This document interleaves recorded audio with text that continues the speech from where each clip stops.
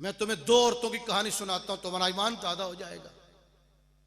आज की ये मगरब ज़दा औरत जिसने कुछ नहीं देखा, ये दूसरों से मरूब है, मैं उसके सामने उस औरत की कहानी रखता हूं जो ऐसे माहौल में पैदा हुई जो माहौल मादर पिदर आजाद था। आली मर्तबत खानदान की औरत थी। औरत का नाम था लॉर्न बोथ। ये बरतानिया का साबिक वजीर आजम टोनी ब्लेयर, उसकी ये खहर निस्बती है, यानी सिस्टर इन लॉ। उसे अल्लाह ने हिदायत अता कि उसने कलमा पढ़ा और इस्लाम कबूल कर लिया। जब वो कलमा पढ़ के इस्लाम कबूल कर लेती है तो उसकी बेटियां उससे सवाल करती हैं किसी सेमिनार के अंदर।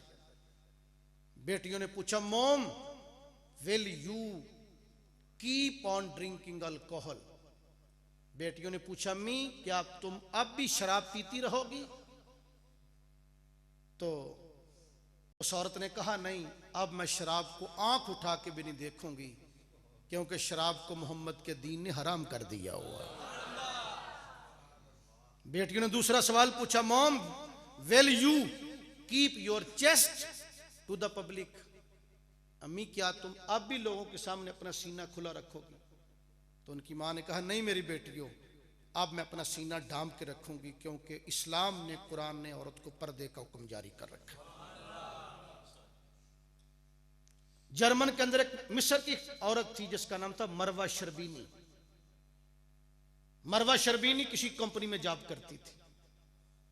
उस माहौल के अंदर भी वो पर्दा करती, निकाब करती, बुर्का पहनती। और उसका एक हमसाया था जिसका नाम था एग्जल। अंग्रेज बदबख्त उसको, उस औरत का पर्दा एक आंख नहीं बाता था। उस औरत को वो तंग करता, जहां वो भी जाती उसको जाके उसका निकाब नोचता, उसको जलील करता।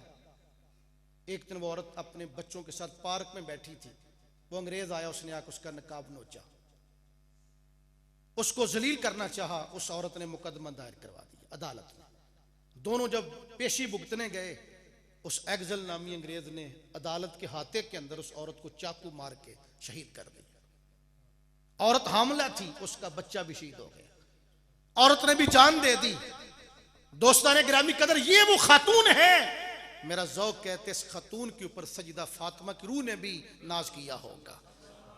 आसमान से रहमतों के दरवाजे खोल दिए गए होंगे और रहती दुनिया तक की सलामी तारीख इस औरत पे नाज करती चली जाएगी।